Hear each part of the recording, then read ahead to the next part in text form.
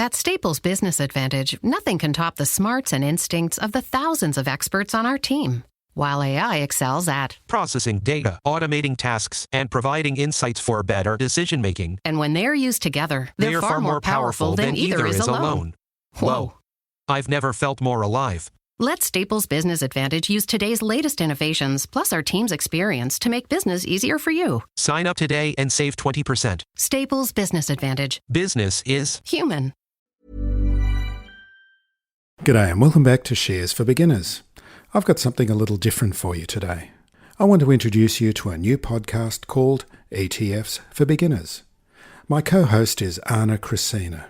She's much better on Instagram than me, and you can follow us there by going to @ETFs for Beginners. That's all lowercase one word. ETFs deserve their own podcast. They can represent a different style of investing altogether, or they can be part of a portfolio that includes both individual shares and ETFs. Either way, there's a lot to talk about. I'm also enjoying working with Anna, who's a devotee of long-term, boring, compounding investing. She also doesn't break Instagram the way I would. Our first guest is Jessica Leung from BetaShares. She's also on Instagram and TikTok @The Leung Way. Who better to talk about the ins and outs of ETFs than someone who actually manages one? I hope you enjoy this episode, and if you do, subscribe to ETFs for Beginners in your favourite podcast app. Hello and welcome to ETFs for Beginners, where we'll be breaking down the barriers to investing in exchange-traded funds, more commonly known as ETFs. I'm Phil Muscatello and I'm joined by my co-host, Anna Christina. How are you today, Anna? I'm doing well, Phil. How are you? Very good, thank you. So, who are we talking to today? Today we're excited to have Jessica Leung from BetaShares, who's one of Australia's largest managers of ETFs. Thanks for joining us today, Jessica. Thank you for having me. Excited to be here. So Jessica, you're an ETF portfolio manager with BetaShares. Can you tell us a little bit about how you got started working in finance and what your role entails? Yeah, sure. So I've always been interested in finance, you can say. So ever since a young age, I've kind of envisioned myself working in finance. But I guess back in the day, I just saw myself as an investment banker. That was all that was kind of portrayed in the media as finance, either investment banker or trader on the busy floor of Wall Street. And then during high school, I found that, I guess, maths was my strong suit. So that's why I did Actuarial Studies along with Applied Finance in uni. And that was when I definitely knew that I did not want to go down the actuarial path and become an actuary. So that's why straight out of uni, I started working at Macquarie as an operational role for structured products. And then from there, moved on to investment risk role and then later into equities. And now shortly, or a bit more than a year ago, I joined BetaShares as ETF portfolio manager. Oh, what a great career of moving through all the different areas. So how did you decide to work at BetaShares and what got you interested in ETFs specifically? I guess since I've always been interested in finance, but then what I found even from a younger age back then, before ETFs were more popular, was that the barriers to entry were much harder for someone that wanted to invest in. So it will probably be, if you're buying a single stock, you have to pay $20 on brokerage with a minimum trading amount of $500 just for a name. So for someone maybe that was a bit younger or uni or just wanting to start out investing, that can be quite a lot of money. And then, for example, then if you wanted to go through unlisted managed funds, the minimum investment amount was usually, let's say, 10 or 20,000. So what I really like about ETFs is that it's really democratized the investing space, especially for younger people. It's lower barriers to entry. And it's just made it more affordable and easy for people to invest and to build their wealth. It's lucky that you didn't end up as an actuary because it's an old joke. What's the definition of an actuary? Someone who's good with numbers but hasn't got the personality to be an accountant. You've obviously got a lot more personality than that. Oh, thank you. Well, I hope so. So tell us about the ETFs that you manage. But if I could also find out, what is it that you actually do? I mean, what's the first thing that you do when you wake up in the morning and turn the computer on and log in? Sure. So some of the ETFs that I manage most or all of the ESG ETFs that we have in our suite. So that includes ETHI, Fair, Earth, as well as our diversified ESG funds, so DBBF, DGGF, and DZZF, along with some other funds such as robotics and AI, so RBTZ, and some more international and domestic funds. So I guess what I actually do. So my job entails looking after the underlying assets of the ETF themselves. So for example, let's just take FAIR, for example, then I'm actually the one in charge of trading the underlying stocks and managing the cash and the positions to make sure that it tracks the index as close as possible. So then I guess a day in my life. So first things first, always in the morning, is to prepare the morning files to go to the ASX and market makers. And that's essentially when we do a quality check of all our funds, making sure the positions are in line, we have enough cash, is there any upcoming trades that I need to do? So all that needs to be done before 9 a.m. And then from 9 to 10 that's when I kind of catch up on overnight markets, read the news, and just kind of prep for my day. So markets open at 10, so that's when we need to monitor the market open to make sure the spreads are all right for our funds and to make sure the market makers are quoting on all our funds so that investors can trade as soon as market opens. And then from then on, we'll move on to some product development and some meetings, and then we'll start trading, and that's when I get my hands down and dirty and start trading for the funds around 2 o'clock. Wow, that's amazing. So you talked about market makers, and it's something we haven't covered on the podcast yet, but market makers are an important aspect of ETF management. What do they do? So market makers are essential to the ETF ecosystem. So they're the ones that provide liquidity so that investors can easily trade or invest in our ETFs on the ASX. And this is an important aspect of ETFs, isn't it? That the price reflects the value of the underlying assets on a moment-by-moment basis. That's the big difference between a managed fund and an ETF. Is that the case? Yeah, so unlisted managed funds, you only get one price, so the NAV end of day price, which is usually struck then, and that's the price that you get when you're either applying or redeeming. While, for example, an ETF, there's such thing as INAV or the NAV, which tracks the real life price of the underlying stocks to best reflect the basket of stocks that you hold in the ETF. So that the price of the ETF that you trade will be as close to the true underlying value as possible. Oh, Jessica, that's super fascinating. I love hearing about all of this. But I'd love to also ask you a little bit about content creation. So I know that you are a content creator. You focus on investing in all things ETFs on a couple different platforms. I'd love to hear a little bit more about how you do content creation while working full time. Yeah, so from my point of view, there's not enough hours in a day, but I'm pretty sure many of us can agree with that too. But I guess the main reason why I decided to start my social media was actually the rise of influencers themselves. So I would see on my personal social media, people starting to talk about stocks or crypto, and some are just there to share their experience, and I'm all for that as well. But at the same time, there are others who are kind of not doing the right thing and who are essentially nudge, nudge, giving financial advice without the proper credentials and without properly understanding risk and the profile and the stuff that essentially might be putting other people's money at harm. So that's why I decided to start my social media, just to raise awareness for financial literacy. And I thought, who else to better speak in this space than the person actually managing the ETF themselves. Yeah, and I think hearing your perspective is so valuable from someone who actually works in that space. So I'd love to hear more, how does that crossover work for you? Is it a conflict of interest, or is it just amazing to be able to work in the financial space and talk about that content or create that content as well? Yeah, so it's essentially working 24/7. You don't really get to take your mind off work or ETS for that matter. No, I wouldn't say there's a conflict of interest because my main priority is about educating and informing people out there just about the basic concepts behind investing and ETFs to just enable them or to give them the tools so that they can make decisions and understand products by themselves.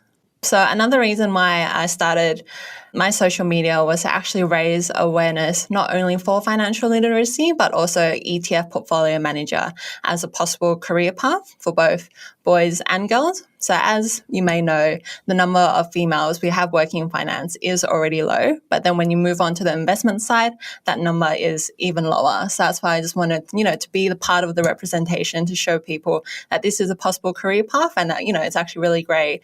You get to do amazing stuff. And hopefully if someone decides that this is what they want to be, I'll be very happy and satisfied. I absolutely love that because as a woman in tech, I have the same kind of situation where I love hearing about different pathways, especially for minorities or women or people of color in that space. So I love what you're doing. Thank you. And it's interesting as well that these days in financial services, the kind of skills that are required are not just necessarily finance skills. So if you've got any kind of arts background or design background, it's actually a great industry to work in, isn't it?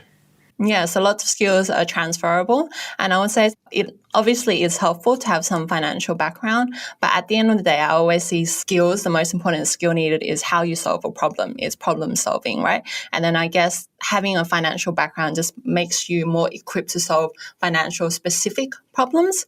But at the end of the day, for example, coding or stuff like that just equips you with the skills.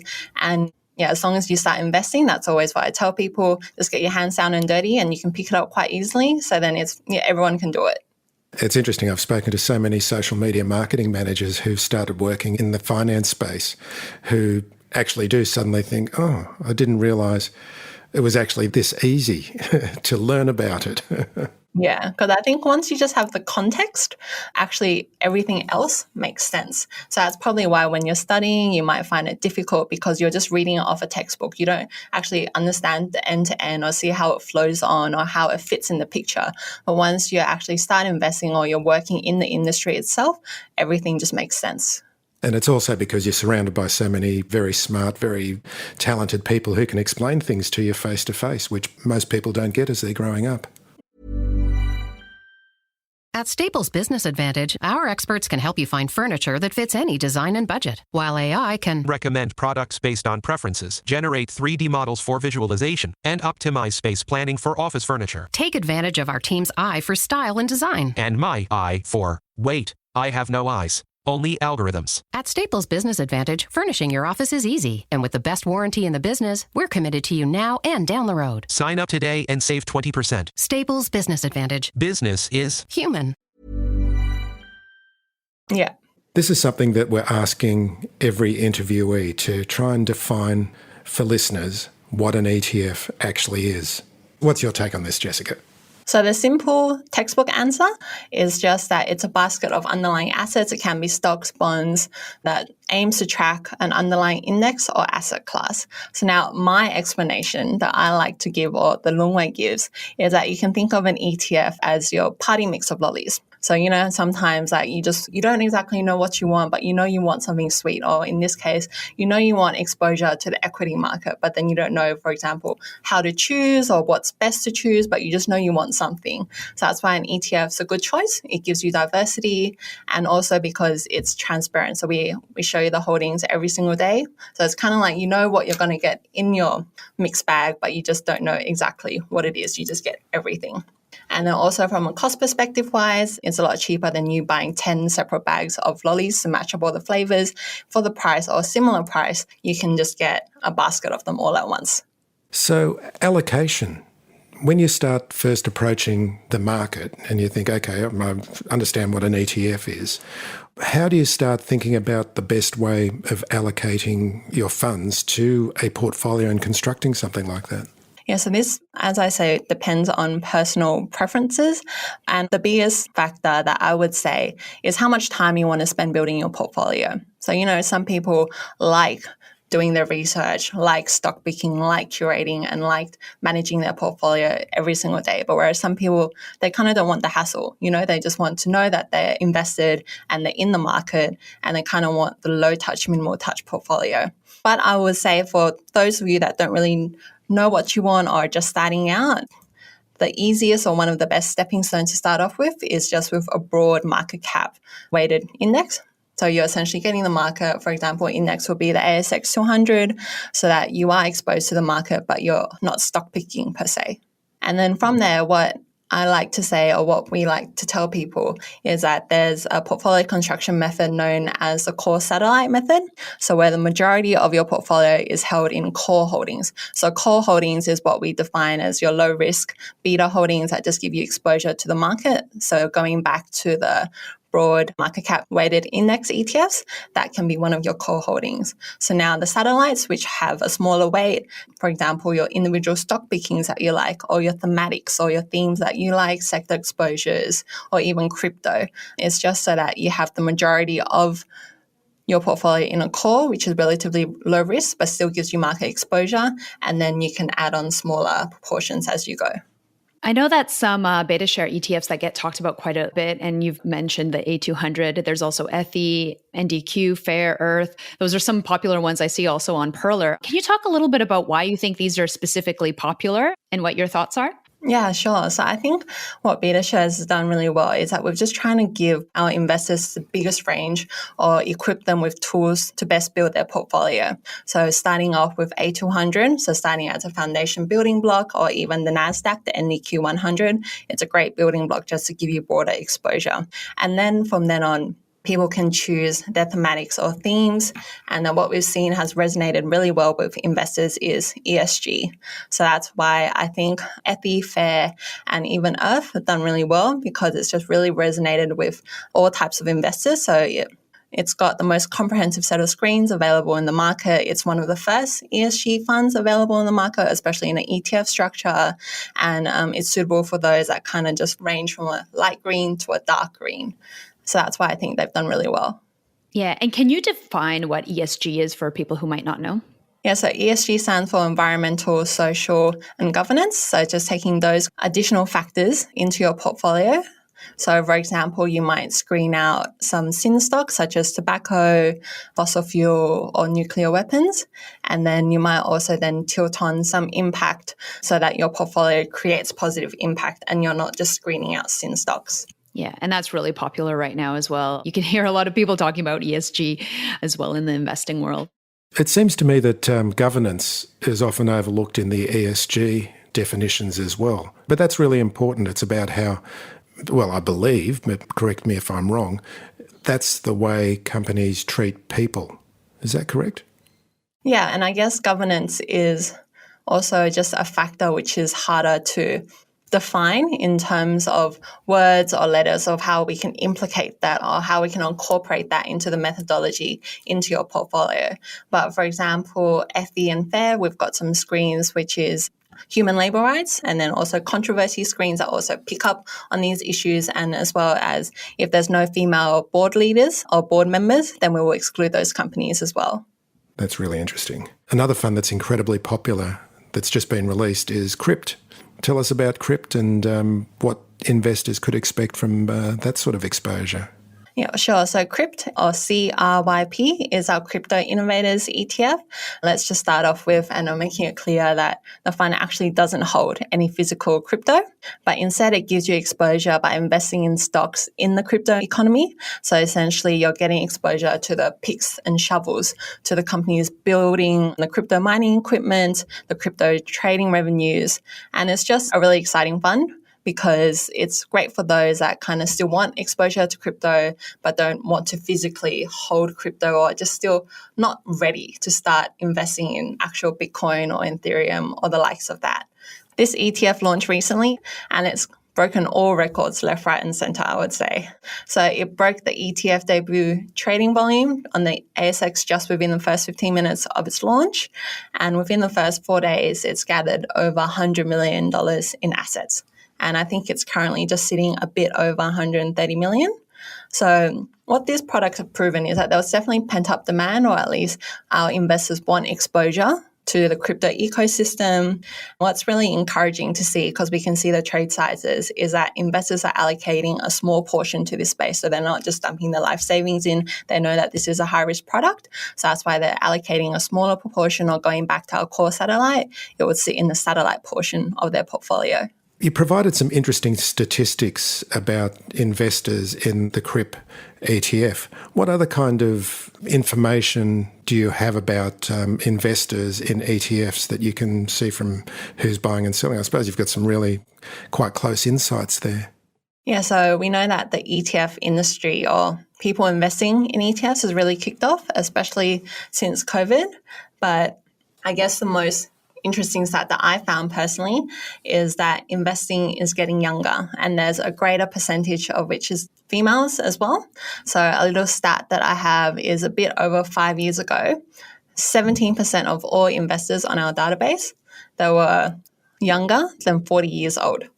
So that's 17% of everyone that we have were younger than 40 years old. So I think that was quite astounding. In general, just 10% were female. So that's relatively low. And now just, I guess, in the last year, that number has gone from 17% to 65%. So now majority are actually under 40 years old, and the percentage of females have risen from 10 to 23%. Wow, that's so impressive. I think it's a testament to see how investing has become democratized in a way. It's much more accessible for people, especially individuals and women. So I love hearing stats like that. So it's interesting now that you're seeing that there's younger investors and there's a lot more female investors getting involved in this area. How are you finding that in terms of the crossover with your work as a content creator? Yeah, so I try to make my content more tailored, I guess, to what people want and what they're more curious in. But what I still like to do is still focus on the basics. So instead of just talking about product specifics, so I don't like to share what I invest in personally, but instead I like to teach people the concepts or what they need to know so that they can understand a product and what they need to know when they're looking at a fund's website and what factors to take into consideration when trying to build out their portfolio. And are there any common questions that you get that just keep on recurring? What ETF should I buy? or what's the best portfolio allocation? Just all those things which are very personal, but that's why I always answer with know your investment goals, know your risk profile, and then from there, just slowly learn and tweak as you go. What is a risk profile? So risk profile is someone's capacity and tolerance to take on risk. So for example, when you're young, your highest assets are actually your human capital because you're still working for many years and you have essentially time. Time is on your side to help you accumulate assets. So you have more time to take on risk. So for example, if the market pulls back, then you have time to recover. But for example, who's someone who's older that's about to retire soon, they might not have that time. So that's why they need to be on a low risk and maybe have a stronger focus on capital preservation. Do you know for how long usually people hold some of these ETFs? Do you know the average holding period? I would say it really depends on the product itself, but I guess like your platform and like what I like to preach on my social media is that you're investing for the long term. So the best is to just, invest for the long term. Yeah, that's great advice that we hear everywhere, right? And where can people buy some BetaShare ETFs? Yep, so you can buy ETFs or invest in ETFs through most brokerage platforms, so like Pearler or, for example, your CommSec, your Superhero, or even CommSec Pocket. So they have a choice of 7 ETFs for you to choose from. But yes, anywhere that you can trade a stock, most likely you're able to invest in ETFs as well. Great. And if people want some more information or anything that they're looking into, where should they look? So you can find me on my social media. I'm on both Instagram and TikTok. My handle is @TheLungWay, so TheLeungWay. So that's where I educate and inform about all things investing in ETF in a fun, manageable size manner. And you can get in touch with me also via LinkedIn. Jessica, thanks so much for being on the show. It was really informative. Thanks for having me. It was a lot of fun. Yeah, thanks, Jessica. It's been great chatting with you. If you found this podcast helpful, please tell a friend. It may help them and help us keep going with the show. Also, don't forget to rate us. ETFs for Beginners is for information and educational purposes only. It isn't financial advice, and you shouldn't buy or sell any investments based on what you've heard here. Any opinion or commentary is the view of the speaker only, not ETFs for Beginners. This podcast doesn't replace professional advice regarding your personal financial needs, circumstances, or current situation. Thank you for listening to this podcast. At Staples Business Advantage, our experts can help you find furniture that fits any design and budget, while AI can Recommend products based on preferences, generate 3D models for visualization, and optimize space planning for office furniture. take advantage of our team's eye for style and design. And my eye for, wait, I have no eyes. Only algorithms. At Staples Business Advantage, furnishing your office is easy. And with the best warranty in the business, we're committed to you now and down the road. Sign up today and save 20%. Staples Business Advantage. Business is Human.